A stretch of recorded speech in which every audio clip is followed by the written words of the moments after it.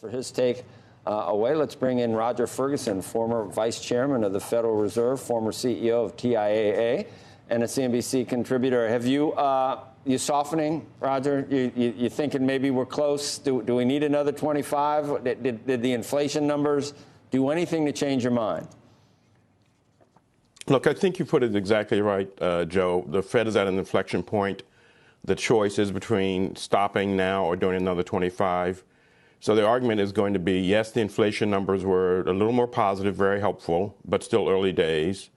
Those that are going to want to go 25 are going to say so much of that move, however, is driven by energy. Even in the service part of the economy, it was energy services, transportation services. So, the argument for 25 is going to be, let's not declare victory yet. They once said, the disinflation process is underway and had the data come and and prove them wrong. So I think they're more likely than not to go 25, but it's a very, very, very close call. That is, you are softening a little there. You say it's early stages of disinflation. Whenever we have Rick Santelli on, he points out that we can go back almost a year to see the actual peak, and we've really been coming down for years. So I don't know. He'd take issue with we're in the early stages of it. We've been, the highs of those prints that we saw were all a long time ago, and we've been slowly trending down. It just seems like it's gotten a little bit more obvious at this point.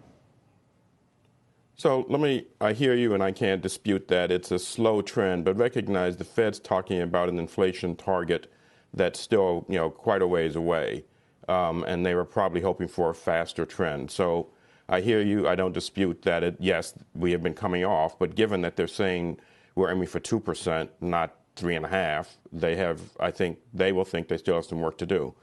The other thing is we've seen, the banking sector seeming to stabilize, at least at the large bank area, which is helpful.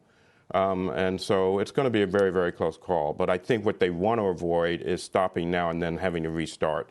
That, I think, is the worst possible outcome. That almost sounds like another sort of psychological concern, Roger, which a lot of these are. Because I don't think anyone would argue that 25 basis points here, 25 basis points there. One cuts demand and helps inflation. The other level does not. So it all seems to be kind of, a narrative that the Fed wants to put forth. And I guess that's important. You can't just dismiss it as having no validity because of that. But, if you're just a layman watching this, you'd have to be thinking, I don't know if it's that exact of a science. And if you've got the 2-year, below 4%, you're going to be at 5% at this next hike. So, look, I think your big point is absolutely correct for the average person. And in reality, a 25 basis point move one way or another really can't be, the thing on which this entire thing turns. I agree with that. That's always the issue when you get to, the last move. Every meeting I've been into that seemed to be the last move, there is a legitimate argument on both sides. And so there will be a legitimate argument on both sides here. And then it does get to your point. It's a judgment call as to which is the thing that we really need to focus on. And I think there's still, enough concern about getting to 2% at a reasonable time frame that the 25 basis point argument will win.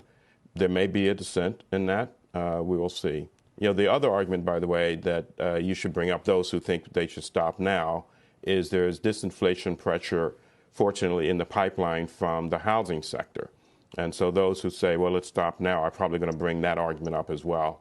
So it is, as you point out, I would say only 25 basis points. Yes, this is probably the last move. And the last move is always one where you have really strong arguments on both sides. And to your point, some of that is a bit psychological. How comfortable are we that we're going to get to that number? And you've heard this week 3 Fed people, presidents speaking. One of them, I think you're going to have Austin Goolsbee on later, has taken a let's be prudent, which people interpret as let's not move this time.